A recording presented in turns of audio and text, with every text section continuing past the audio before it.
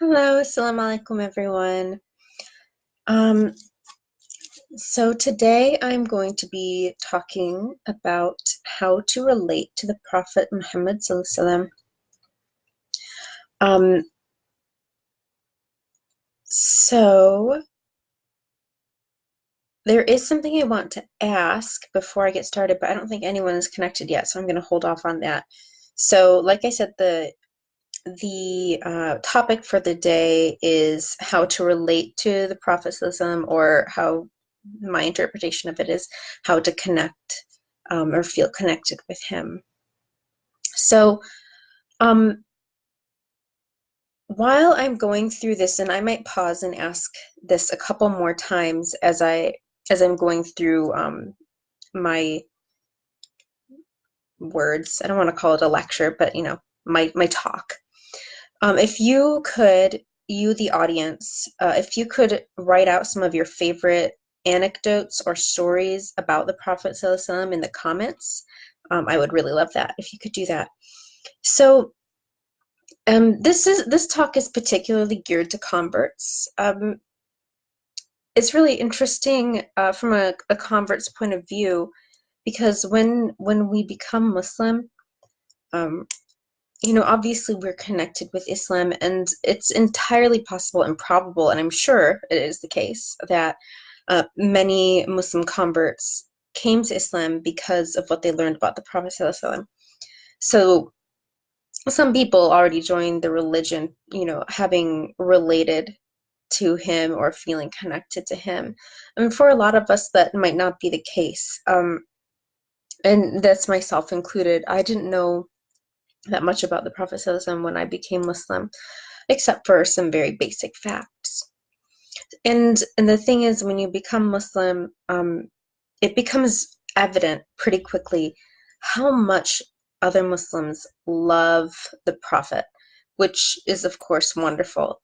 But it's a little bit, I don't want to say intimidating because it's not necessarily negative, but it's kind of jolting how connected and how in love with him so many people are. And it feels at first a little bit confusing, or you know obviously we all love the Prophet ﷺ, but what is it that makes people adore him this much? And obviously, we want to be a part of the group. How can we connect with him?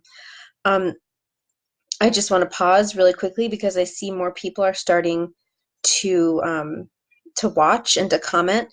If you're watching this, if you could write in the comments some of your favorite anecdotes or stories about the Prophet ﷺ, that would be great. I would very much appreciate that. So, as I'm saying, Muslims, especially people who have been Muslim for a long time, really, really love the Prophet ﷺ. And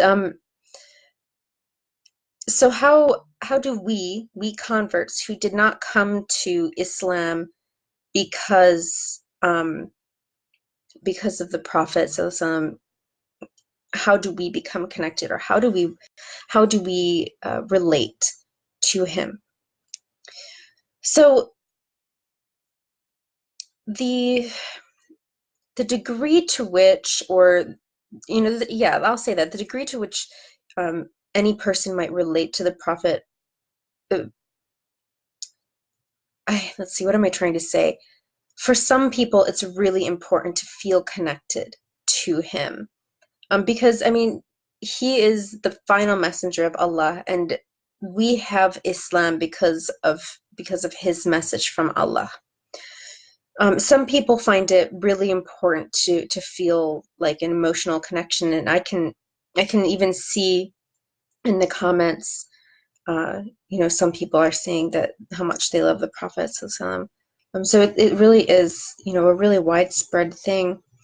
So before I start rambling about nothing, I'm going to talk a little bit about my own experience and see if we can kind of um, center the topic in this way. So I was not raised Christian. Um, my my family is what a lot of people call cultural Christians. Like, we do Easter and Christmas and all of that, just because, that is the pervasive culture here in the United States. But I never set foot in a church until I was like 12 years old. So it would be false to say I was Christian. Even so, I always felt this connection with the prophet Jesus, alayhi salam. And that's something that stayed with me from the time I was, young into adulthood and through my journey in Islam. And as a matter of fact, learning about the Islamic view of Jesus is something that brought me into Islam. So there are a couple things I want to talk about as far as this goes. For one thing, especially those of us, those other converts who come from a Christian background, and I might be an outlier, having felt connected to Jesus in spite of not being, in spite of not being Christian. Those of us who come from, a religious Christian background probably have a strong connection with Jesus. The way that the Christian church connects with him is very strong indeed. So you are probably also bringing that into your Islam, that love for Jesus. And sometimes the way people talk, and I don't think anyone ever intends to do this. I truly don't, because obviously Muslims love Jesus as well. He is a prophet. So obviously we love all the prophets. But the way that some people talk, it almost makes it seem as though it's wrong to love the prophet Jesus that strongly. And I do want to emphasize that there's nothing, like, if you feel connected to any prophet in Islam or any important figure, Jesus' mother, Mary, or Maryam in Arabic, those connections are important too. And just because you're Muslim, it doesn't mean that you need to let those go. So that in mind, you don't need to, relinquish past connections with biblical prophets. Most of those people have important roles in Islam as well, so don't feel like you need to let that go. But what you could do, because obviously, whereas Jesus and Moses and Abraham and all of them, they have a place in Islam, the Prophet Muhammad ﷺ doesn't have a place in Christianity or in Judaism or in any of the other religions that we might have come from. So whereas, it's pretty easy to bring the old connections over when we're converting, it might be a little bit more difficult to gain this connection. So what I suggest, and this doesn't even have to be restricted to religious figures. So think about any historical figure, any person that you feel a strong relation with, or you feel connected to in whatever way. What is it about that person that makes you feel connected? And before I go on, I do want to ask one more time, because no one has done it yet. If you're listening to this, if you're watching, and I know some of you are, I'm watching you make comments, if you could just type out a quick anecdote about the Prophet, some story about him that you really love, that you feel connected with, that, I see a lot of you saying, I love the Prophet ﷺ, which is wonderful. And I'm really hoping that some of you can help me to help other converts feel connected to him as well. So if you could write down some of your favorite stories about him, or something that when you hear it about him just makes your heart feel that love for him, if you could type that out in the comments, that would be fantastic, because here, this is where I'm going with this. So how to, I've given a whole bunch of background blah blah blah talk about whether you do feel connected with the Prophet ﷺ, or if you do feel that you can relate to him. And it is hard because, he did live a long time ago, and when you're new to the religion, it's not like you've been hearing about him for your whole life. And if you have, you might not have been hearing great things because, you know, people like to slander him, astaghfirullah. Um, so what can you do to feel connected? And as I was saying before I interrupted myself, think about other historical figures or religious figures who you feel connected to. Why do you feel connected to them? Why do you feel that you can relate to them? So for me, the things that helped me to feel connected to the Prophet ﷺ were reading stories about his humanity. So I'll talk about that in a moment. I also want to talk about some other things because I can't just center my experience and say, well, this is what worked for me, so it's going to work for you. So when you read about historical people, do you feel connected to them, or do you feel that you can relate to them, or do you feel that you can admire them because of their accomplishments, because of the things that they believed, because of the things that they taught, because of the experiences that they had? Um, what is it that makes you feel this connection? I'm sure that all of us have some sort of historical figure who we admire greatly. Why do you admire that person or those people? What is it about them, or what is it that you learned about them that drew you to them? And I can almost guarantee that whatever that may be, you will find some of that in the Prophet ﷺ, because he was an incredible man. I'm sorry, this happens every time I start reading the comments and I get distracted. So one person said that um, that he was a walking Quran, um, which is obviously true, since it was, you know, he was the person who revealed, you know, Allah revealed his words to us through the Prophet ﷺ, which is incredible. One way I connect with the religion of Islam is by reading the Quran, because anytime I feel any doubt in my head, I just open up the Quran and read the words and know that they came from the Prophet ﷺ, who was not educated and who was not literate, and all of this came, I mean, obviously it came from Allah, but it came to us through him. So that's a really good point as well. You know, what, not only what connects you with historical people, but what also connected you with Islam. If you converted, then obviously there's something that you like about Islam, and in somewhere the Prophet ﷺ is connected to it.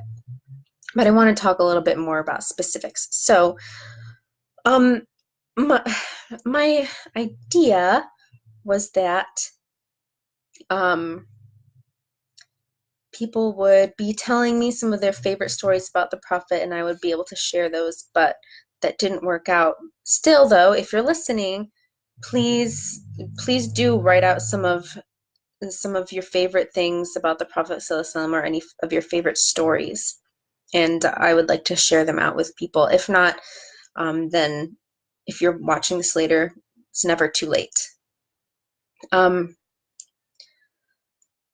Okay, so there are a couple anecdotes that I wanted to share. Like I said before, for me, reading about his humanity is something that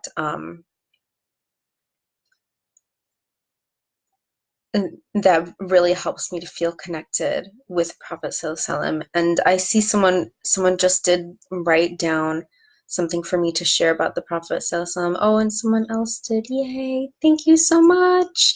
I will read those out in a minute because I don't want to interrupt my train of thought. When I do that, I just fall apart.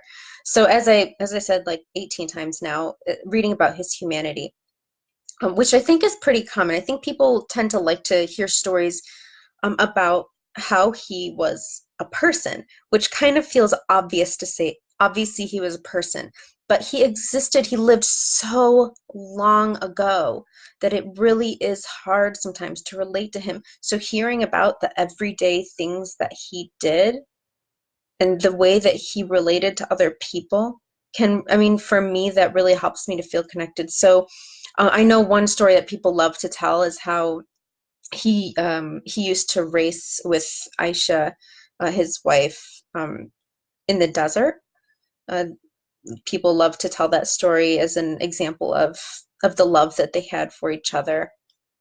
Um, There's another story that I just now read, which isn't, I mean, it is about his humanity, but also, and I think this will be really big with people because, you know, people love animals. So about his kindness to animals, I just read a story not an hour ago even about him.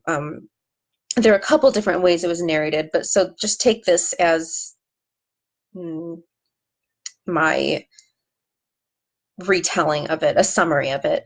So the long and short is one of the companions of the prophet had he took two chicks. Um, there are a couple different ways it was narrated, you know, exactly how he took them or whatever, but he took two baby birds, two chicks, and the mother was following him and kind of, you know, calling. And the Prophet ﷺ said, you know, something along the lines of, who, you know, who made this mother bird sad? Return her children to her, or something along those lines. So the compassion that he had, not just for his fellow human beings, but for animals. I think, and I don't really want to, don't quote me on this because it's been a long time since I read about this, but I feel like I remember that he used to have a pet kitten, or or it might have been a pet puppy that he loved. I'm sorry, I can't remember. I probably shouldn't have brought it up because I can't even back it up. But those are two examples of just, and this is, again, this is for me, these tiny little anecdotes that showed his life, that showed him, um, not just as, you know, someone who brought this religion. I mean, again, I'm trying to be accurate, not too technical. Obviously, the religion came from Allah, but He revealed it to us through the Prophet ﷺ. So, um, and obviously that's a huge thing, but that doesn't really help you feel connected to him as a person. So these little stories, this is what works best for me. Now, a couple people have done what I asked. Thank you so much. And they have written a few anecdotes in the comments. I'm just going to make the disclaimer. I'm not going to be researching these or anything before I read them out. So I'm taking the words of the people who posted them that they are accurate. Um, so again, I'm sorry, just give me a second so I can glance at the stories really quickly and share them out. Um, okay, so this is lovely. Sister Khadija shared one about um, him picking up his son Hassan and the son of Bilal up, and of course Hassan was much fairer skinned than Bilal because Bilal was black, and um, and then the Prophet saying, "Oh Allah, I love both of them. You love them too." So a lovely story about um, which, you know, a lot of people frankly could take a good lesson from, you know, loving everyone, your skin color being irrelevant to the fact that you love and respect them, especially with children, right? Children are too pure to have prejudices foisted upon them. Here's another one, just one moment.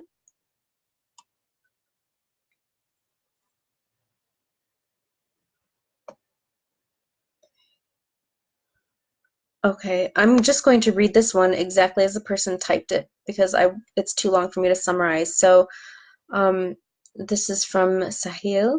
When the Prophet went to Taif to give dawah, he was stoned by people. He was in pain and bleeding so much that his leather shoes got stuck to his skin. So he and his companion ran out of the city until they found a farm. They rested there, and Jibril came from the heavens and asked the Prophet if he wanted the angels to destroy, if he wanted the angels could destroy the city of Taif by crushing them by two mountains, as it's in a valley. But the Prophet ﷺ said, "No, I can't curse anyone. I only came to this world as mercy. If they didn't come to the deen, their future generations might, so leave them alone." That is a wonderful story. That's beautiful. Um, Again, it really shows his humanity to such, and I just such a a huge level, he had such a big heart that even when people were abusing him, all he wanted was to show them love. And I just actually wrote an article recently, which will be published soon, inshallah, that mentioned the story of the old woman, his neighbor, who used to throw garbage at him and throw garbage at his doorstep. And one day, she there was no garbage, and rather than just saying, oh, thank goodness she's finally stopped throwing garbage at me, the Prophet ﷺ was worried about her, worried where she might be. So he discovered that she was sick, and when he went to visit her, he offered any help that she might need, or if there's anything she was lacking, he offered his assistance and support to her. And of course, what happened is she was so overwhelmed by that she ended up believing, this man must be, if this is the way that he's going to behave after I have abused him, he must be a true messenger of Allah. And she accepted Islam, alhamdulillah. Those are two stories that really show, a huge part of his character. He was so loving and so merciful, and in such ways that, I mean, let's be honest, you or I would not be that way. That's what happens when a person is so close to Allah, that they just have that sort of love and mercy in their hearts. It's incredible. That's a wonderful story. Thank you so much for typing that out. Um, let's see. All right, just one moment. I'm reading another one. Okay, just one moment. Thank you, everyone, for staying with me.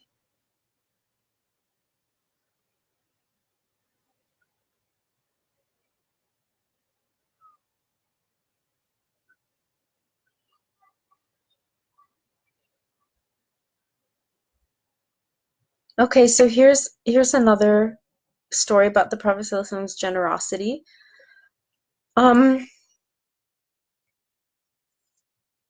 From Sajahan, I'm really sorry if I pronounce your name incorrectly. So this was about a cloak. A woman decided to sew the Prophet a new cloak.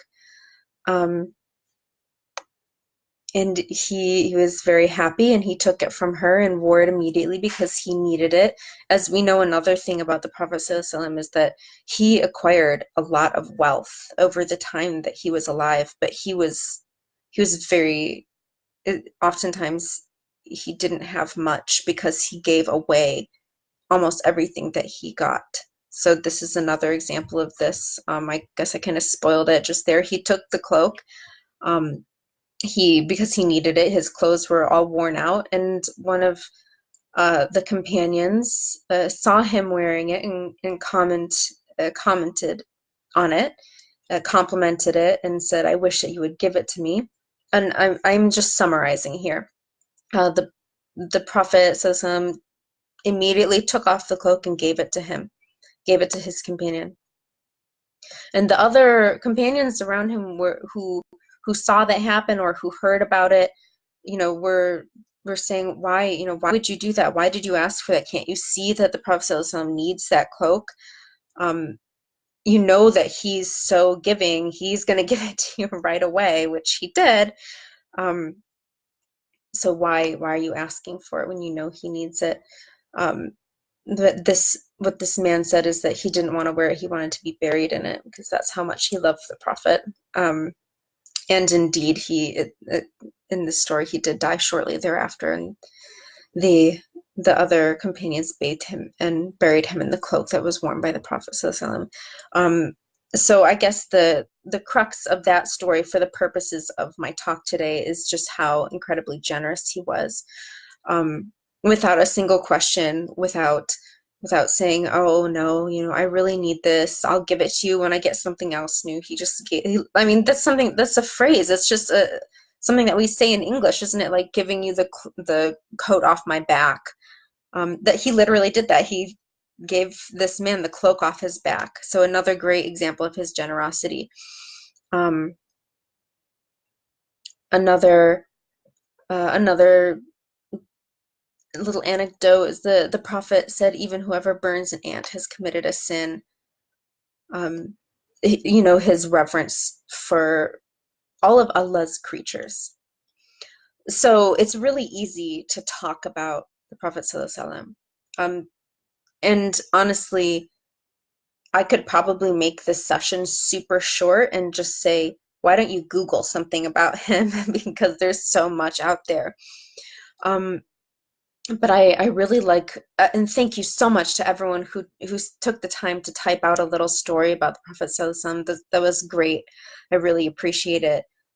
I love hearing from other people, what is it that draws you to the Prophet ﷺ? And I'm learning that a lot of the things that drew other people to him are different from my things. And so I love to hear those, and I love to exchange those, because everything that you hear about him, um, it brings you closer. It makes you feel more like you can relate to him. So thank you again to everyone who took the time to write those out. If I missed any, I'm sorry. And please keep on commenting. What a great thread it would be to just have a bunch of stories about the Prophet ﷺ. So if you are wondering how you can relate to him, please just read through the comments. But because it's not really my job to tell other people to do the work for me. Just to sort of reiterate what I've said, think about the ways that you relate to other people, especially people who lived a long time ago who you've never met, because the way that you relate to your best friend might not be relevant to this conversation. But people who lived a long time ago, think of someone who you admire, and what is it about them?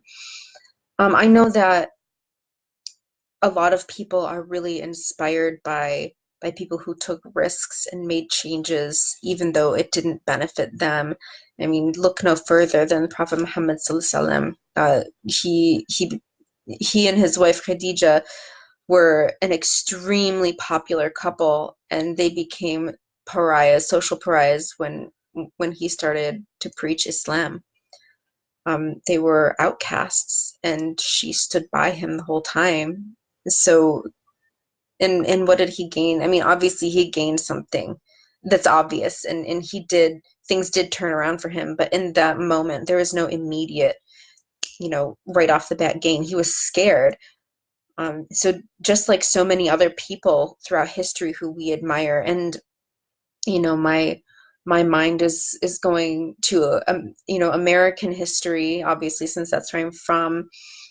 People who were involved in the civil rights movement and trying to get equal rights for the African American community in this country, and even further back, people who risked their lives to help enslaved people escape from slavery to get to safety.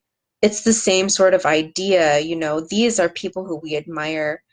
They self-sacrificed. They did not have any immediate gain, but they did it for something greater than themselves, or something that they believed in. And the Prophet ﷺ is the same way. He brought about a lot of change, a lot of social change that was unheard of in that time. The way, he we do often talk about how he gave women their rights. I mean, that's not, the wording is strange, but Allah gave women our rights long ago. It's just that corrupt people took them away, and reestablishing such things in the time of the Prophet was, it's unheard of.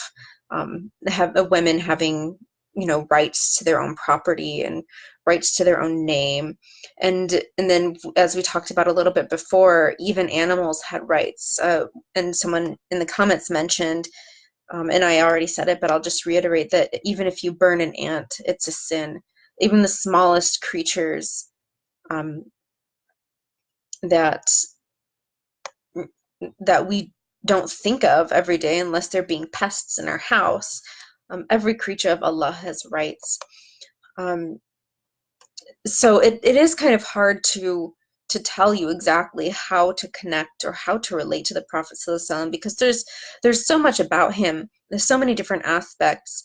And even now, I've been Muslim for almost 10 years now, alhamdulillah, but even now it is easier for me to connect or to feel or to feel that I can relate to, to the Prophet Jesus alayhi salam better, just because I'm more familiar. I've been around. I know what he did. I know the things that he said and he preached and he accomplished. I've grown up knowing those things. So even now I feel it's easier to relate to him.